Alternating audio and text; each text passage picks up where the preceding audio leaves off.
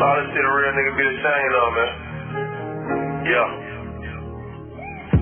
I'm ashamed that I fell a victim. I'm ashamed I've been arrested 70 times in this fucking system. What's up, everybody? This is your host, Angela Stanton-King, and you are now tuned into The Ask Show. This is where we ask questions first and draw conclusions later. You know what it is, everybody. We're just asking.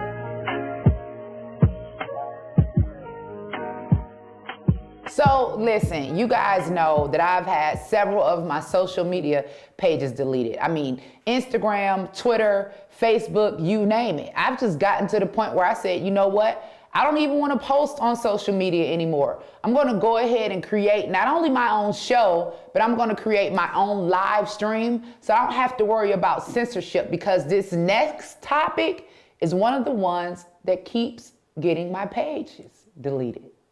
For some reason, there's a teacher out of San Francisco, California, and she's a preschool teacher. And she believes that it is in her right to teach our children not only about gender identity, but also about kink. Now, we've been advertising this for the last couple of weeks. We're asking, what is kink? And should it be taught to children? Well, we've done a little bit of research, and according to you all's favorite go-to website, Google, this is the definition of kink. Now, let's look at this video from the teacher and hear what she had to say. Story time. This has been my first year in preschool with a class of my own, teaching alongside another queer neurodivergent educator, and we have been rocking our Tuesday class. We've been talking about gender and skin color and consent and empathy and our bodies and autonomy. It's been fabulous. But our teaching team is shifting and a new person is being onboarded, someone with many years of experience. So today at the lunch table, when the topic of gender and genitals came up,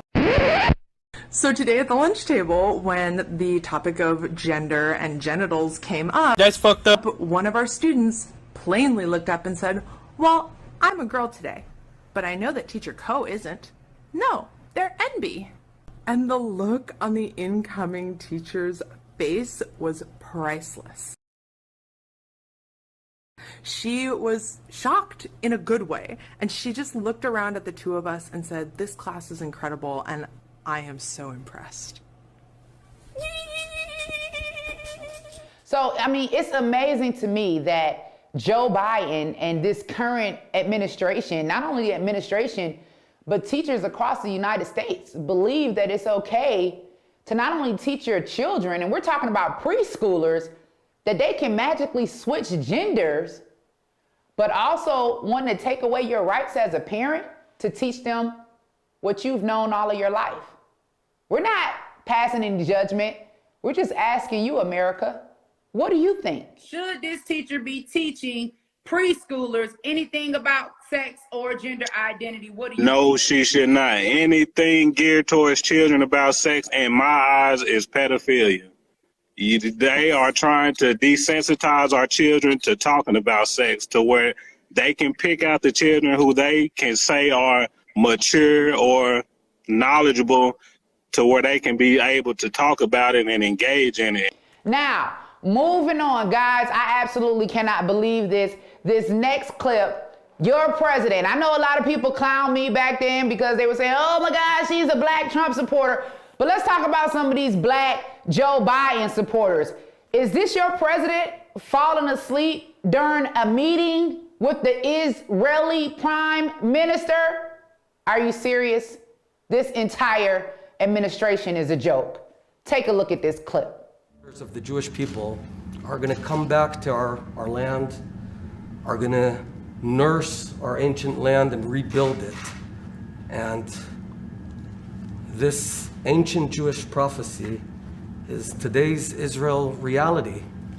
And it's a miracle that you've been so central and so part of it for so many years. So, Mr. President, today you and I, and you've been so generous with your time in these difficult days, you and I are going to write yet another chapter in the beautiful story of the friendship between our two nations, the United States of America and the Jewish and democratic state of Israel. Both of us who seek to do good and need to be strong. Both of us who are a lighthouse in a very, very stormy world. Thank you, Mr. President. I look forward to working with you now and for many years. Wake up. Thank you. Well, America, there you have it. I mean, this is the highest office in the land.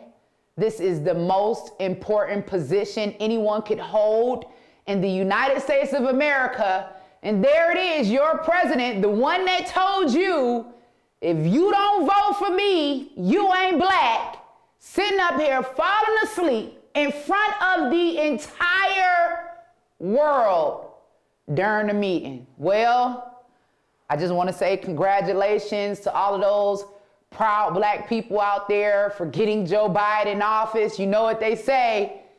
We did it, Joe. Biden pulled all of our military troops out of Afghanistan. As a result, there have been U.S. American casualties. Not only have it been U.S. military members, but also children and women. But look at this video of this evacuation plan. This is a plane full of men that they're rescuing from Afghan. Where are the women and the children? America, I want to ask you a question. I just recently read reports that Joe Biden and his administration was going to be releasing $500 million for Afghan refugees. Not only that, Airbnb put out a report. And in their report, they were saying that they are now going to house some of the Afghan refugees freely. And look, I'm not against it. I believe that we should help people that are in need help. But if they can come up with $500 million for Afghan refugees, why can't they come up with $500 million for the 3.5 million black people still living in poverty in the United States? If they can come up with $500 million for Afghan refugees, and if Airbnb can house them freely, then why can't they house all of the homeless people throughout the United States? Why am I riding up and down Highway 85, 75 here in Atlanta, Georgia, and I'm seeing tents all over the side of the expressway? Why is it when I'm walking downtown in Atlanta, Georgia, wanting to go to a church or wanting to go to a courthouse, why am I stepping over homeless Americans if Airbnb can house Afghan refugees? Hey, I'm not passing any judgment, America. You know what this is. This is the Ask Show. I'm just asking, and so should you. America, what do you think? Kanye West. Now, you know we have to talk about this. Now, Kanye West was here in Atlanta, Georgia, and apparently he had rented out the entire Benz Stadium as he was preparing for his Donda album release. Well, guess what? The other night, it finally happened. Not only that, I'm looking at video and clips from his performance. You guys have to check this out. When I tell you that this is absolutely wild, I could not believe what I saw. I'm asking myself, wait a minute, is this the same "You Can't Bully Me" Kanye in the MAGA hat? Is this the same Jesus Walks Kanye? Is this the same Kanye that says he found God, that has fooled all of the Republicans and some of my fellow Trump supporters into believing that he was really a child of the light? Check out this clip.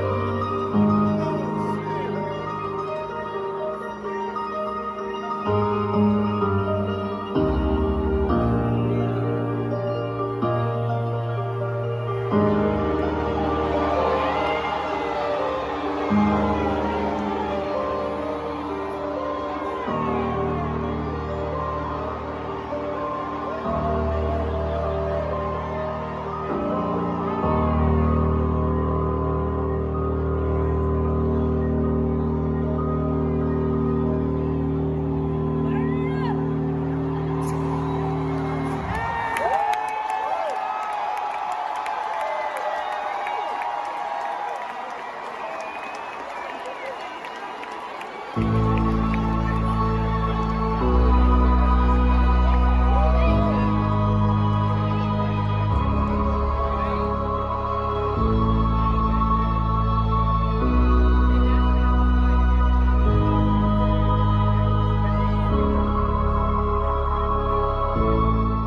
listen, again, I say I'm not, a conspiracy theorist or anything like that. I'm just asking. We have been hearing a lot lately about Satanism, right? About devil worshiping, about cults.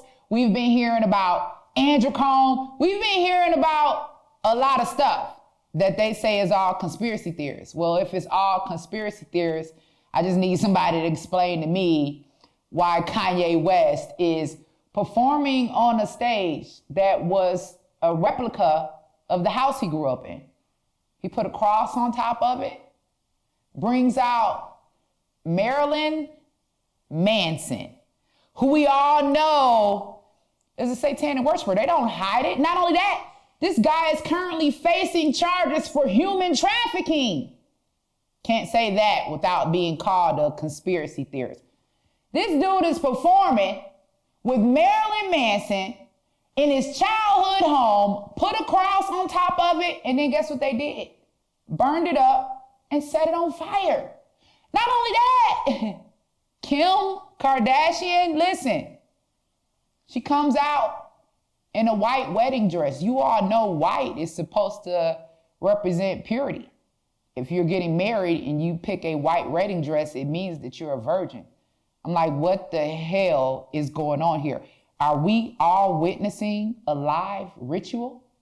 Was she the virgin sacrifice? Listen, I'm just asking.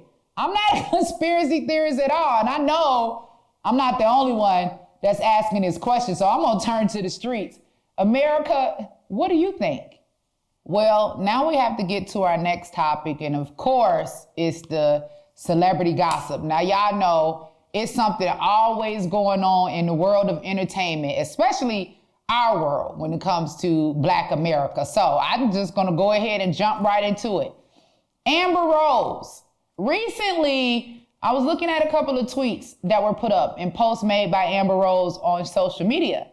And in these posts and in these tweets, she is basically complaining about a relationship that she's in. The new boyfriend or the father of the new child that she's had, she's alleging that he's cheating and she's devastated. And because of this, she wants everyone to show up to Slut Walk 2021. Now listen, Amber, I don't know you. I just, found out about you when you were dating Kanye and you went and shaved all your hair off and then you went and got that tattoo. And I know about Wiz Khalifa and your beautiful son that you all share together. But I'm just asking a question, and I don't want anyone to get upset with me, but if you are a proclaimed, admitted slut, and you are the founder of Slut Walk, why in the world would you think that a man would dedicate himself or be loyal to a slut? I mean, I don't know about the rest of you all, America. I'm just asking. Maybe somebody else needs to ask the question or tell her, hey, Amber, if you want a man to be loyal to you, then maybe representing whoredom is something you should think about changing. No man wants to wife up a slut, except maybe Kanye, I don't know. Okay, so let's move on to our next segment. Listen, y'all, I gotta put this down and I gotta drink behind this one. Listen, can you believe this? Tasha K, we all know about blogger Tasha K. Blogger Tasha K blasted this story last week, right? About Brother Polite. We all know about Brother Polite. Brother Polite, he rolls with Floyd Money Mayweather. He has a whole stall of women with him. You'll see it all over his IG page. Very well-known, educated polygamist, I might say. Well, she broke this story, and I was shocked to learn. Let's just hear a little bit of what she had to say. And unfortunately, we've had to bring forth some very devastating information about one of your, quote, spiritual leaders who goes by the name Brother Polite, better known as Michael Nowak, who's been recently charged with sexual battery, contributing to the delinquency of a minor, and another charge, I can't think, engaging in sexual acts with a minor between the ages of 12 and 17. 2 are felonies, 1 is a misdemeanor. These are very, very serious charges. Now listen, y'all know, I know Brother Polite. When I was running for Congress, Brother Polite got behind me. He stood behind my campaign when a lot of other people didn't. And so I didn't want to really touch on this story because it was personal and it was sensitive. And I was saying, hey, wait a minute. You know, in America, we say innocent until proven guilty, but we know it's the other way around. It's guilty until proven innocent. So I said, I've got to look into this. Let me see, why would he want to force himself on a 14-year-old child when this man has a different woman every day of the week? So I had to do a little bit of digging. And when I did that and learned that his DNA, his semen, was found on this child, I was absolutely devastated. Now listen, let's talk about this also, because a lot of people were saying, hey, based on the facts that were reported in the case, he asked the mother if he could take her 14-year-old daughter to a party. Now, excuse me, I am the mother of 2 beautiful girls, 1 grown and 1 17. You all may have seen my baby. She won the Harvard debate championship. And I'm asking myself, what mother sends their 14-year-old daughter to an adult after party in Miami, Florida with their boyfriend? Now, ladies, let me tell you something, and this right here is coming from Mama Angie, and you know I've been around the bend quite a few times. I ain't no new spring chicken. But if you know that you got a man that's too much for you to handle, and you know that you have to share him with 7 or 8 women, then chances are, sweetheart, you need to keep him away from your sweet, innocent, beautiful, blossoming daughter. And that's all I'm going to say about that. You know, Brother Polite, you know, if you did it, you're going to have to deal with the consequences. And I can't support that. I can't support that. That's where I draw the line. We're going to move right on to our next subject. You all know that I am also, you know, a survivor of sexual abuse, you know, being, you know, molested at the age of 5 as a child, and also being raped as an adult. So I want to move on. That's kind of depressing for me, but prayers up for the mother and definitely the daughter, because that's going to be a lot of trauma to heal from in days to come. So let's talk about what's going on here in my hometown of Atlanta, Georgia. Now, you guys have seen this stuff. They have been going crazy with this sleeves up, vaxxed up, get vaccinated movement. We have seen Juvenile come up with vax that ass up, or whatever remix it was that he made. Not only was it Juvenile, we also saw a clip of Boosie. Now, y'all know we all love Boosie. All of us say Boosie one of the last real ones left. But I also came across a clip of Boosie encouraging people to get involved in the sleeves up movement, okay? Not only that, now this. The Vaxxed Up concert brought to you by the Fulton County government. Y'all think I'm lying, don't you? Look at this. Hip-hop artists and rappers coming together for a weekend concert, but you have to be vaccinated to go. The Vax Up concert is happening at the Wolf Creek Amphitheater on Saturday. Pastor Troy, Crime Mob, Franchise Boys, and Shop Boys are some of the artists performing. It's a big lineup. Just look at the flyer here. The concert and parking, all free, but with proof of vaccination.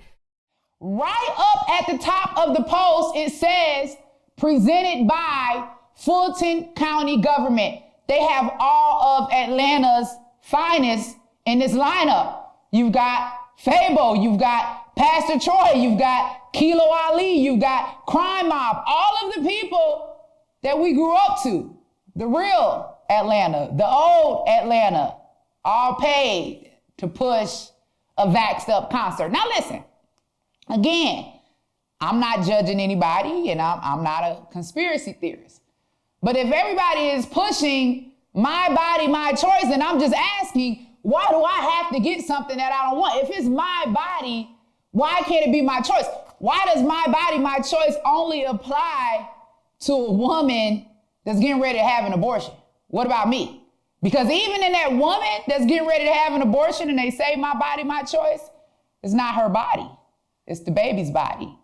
If it was her body, then why isn't she the one being terminated during the abortion procedure? Come on, America, wake up. Y'all know how I am. Everybody saying Black Lives Matter, Black Lives Matter, but to be the first one to stand and support abortion. Well, guess what? Abortion and Planned Parenthood execute and lynch Black life in the womb. You can't have a Black life unless you are born. You can't have a Black life unless your mother gets pregnant by your Black father. So when we say Black Lives Matter, remember that Black life starts in the womb. Okay, let's move on. We're gonna go on to our next subject. Listen, I need another drink. Now, you all know, and you all have watched my buddy, Young Pharaoh.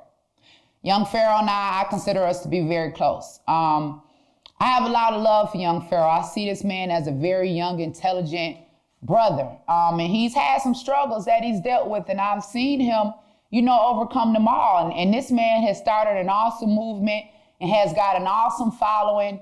And over this past weekend, my phone started ringing. I've gotten calls from the mother of his children. I've gotten calls from his ex-security guard. I've gotten calls from some of the people that we know mutually together. And everybody's asking, hey, Angela, can you go reach out to Pharaoh? Can you see what's going on with him? I mean, I've been watching the internet and I've been seeing all of the posts and I've been seeing all of the videos and people saying that he's losing his mind. And for me personally, I never wanted to believe that. I never wanted to take that angle because I know what it feels like to have the world against you. I know what it feels like to feel like you're losing everything and everyone. So I sat back and I thought about his situation. And as a real friend, this isn't an internet moment for me.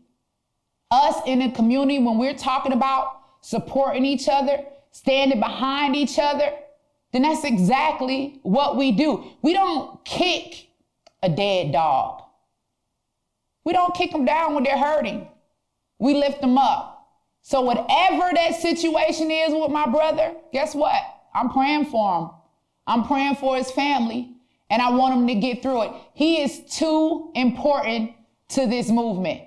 We need him. We need everybody that's out there that's fighting for the real thing, because you all know we got a lot of fakes and a lot of real sellouts. Now, this is our last topic in celebrity news. Kanye West.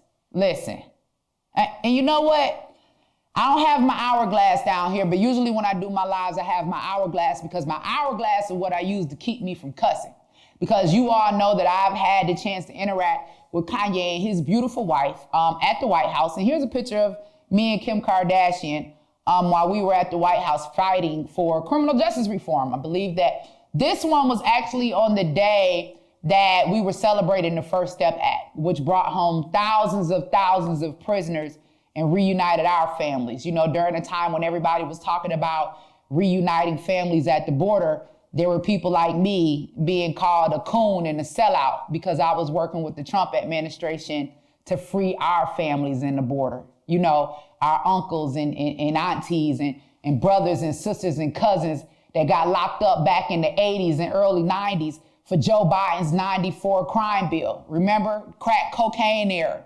They got 20, 30, 40 years, and we were separated from our families. They didn't feel as though that because of their dire situations, it wasn't okay for them to commit a crime to have a better life. But anybody from anywhere else can come here, commit a crime, because crossing the border illegally is a crime. If you don't believe me, I tell you what, pack your bags up and go to China. You, your children, your friends, everybody, go over there and try to cross their border without the right paperwork illegally and see what happens to you. If we can have compassion for people having a hard life in another country, wanting to come here and achieve their dream, guess what? We can have that same compassion for our own people willing to commit a crime, right? Because 90% of crimes are crimes of survival. Do your research on that. So guess what? Again, like I said, no conspiracy theories, right? We're just asking, Why is it okay for them and not okay for us? And why are y'all not upset with this administration? What happened to this whole administration got in on Black Lives Matter? They have done nothing for Black life. What have they done for you besides globally fund abortion? And we know where all the abortion clinics at. That's why our population's still 13%. And y'all out here saying, we did it, Joe, yay, Joe.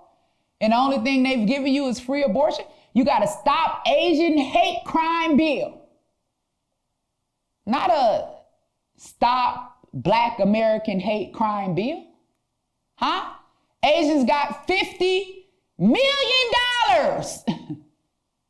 after we've supported them in our neighborhoods, in the Black community. I know all my life, and I'm in my 40s.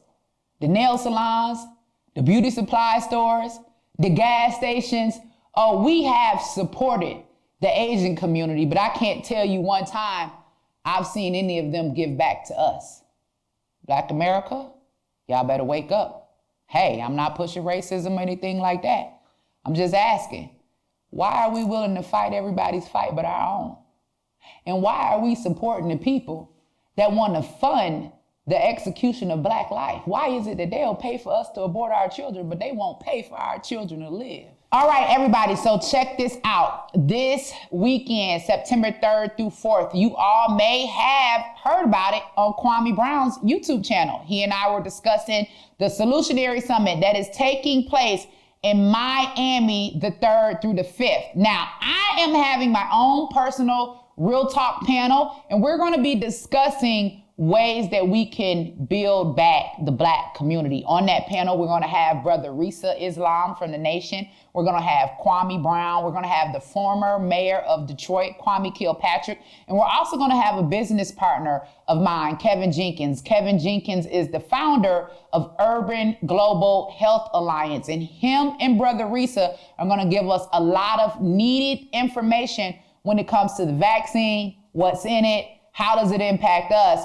And the question we all have, why do they keep saying the Black community is the most impacted? I thought this started over in China and traveled around the whole world. And then all of a sudden, when it gets here to America, once again, they put it on us. I'm just asking, why is everything on us? Huh? Tuskegee experiment, Black America, medical advancement, Southern surgeons performing surgeries on slaves to advance their medical practices, using us as experiments. Not only that, abortion, right? All of this is medical apartheid, mass incarceration, AIDS, right? How many Black men did we lose to AIDS? How was AIDS something that just came out of the clear blue sky and once again only impacted Black men? How? Is this something being created in the lab somewhere that's genetically able to tell that we're Black and specifically targeting us? Because we know, right? We know, we've seen it. I don't know if this is conspiracy theorists or not, but we can ask a question. And if we're asking if there is a depopulation agenda, then it's not far-fetched for us to believe that we're the first to go. That's why all of your advertisements, when it comes to things that stop our reproduction, are geared towards people of color. Well, that's why I've created this channel, and that's why I've created this show, and that's why I've created this network, because I am tired of my people being lied to. I'm tired of them being misled. This is what you guys need to do. You guys need to go to the website, my nonprofit organization, www.theakf.org, and you all need to sign up for this email list. You need to find out where we are, when we are having events in your community, because what we are going to do, we are going to educate you guys, right? We're going to educate you about what medical apartheid is, right? How they are now using COVID as a way to separate and segregate. Listen, back in the day, when they segregated us, it wasn't just because we were Black. It was because they looked at us like we were dirty. It was the clean versus the unclean. And now we have the vaccinated versus the unvaccinated. These people know that 70% of Black America is leery. We haven't taken the jab. We don't We don't know what's in it. We have every right to be concerned. And knowing that, this is a reason for you to say, hey, you don't have to come in my restaurant. I don't have to entertain you. You're not clean, you're dirty. For something that hasn't even been proven to work. Studies are now showing that the majority of the people catching COVID have already been vaxxed. We're not going for this. We're going to fight back. And this is your first episode of The Ask Show. Make sure you tune in next week. Every Wednesday, we'll be here live, 8 p.m. Eastern Time. We want everybody to catch up. Show up, subscribe, donate. Let's go. We're just asking. Everything ain't sweet. Everything ain't flat. You know what I mean? All this shit a real nigga be ashamed of, man. Yeah. I'm ashamed that I fell a victim. I'm ashamed I've been arrested 70 times in this fucking system.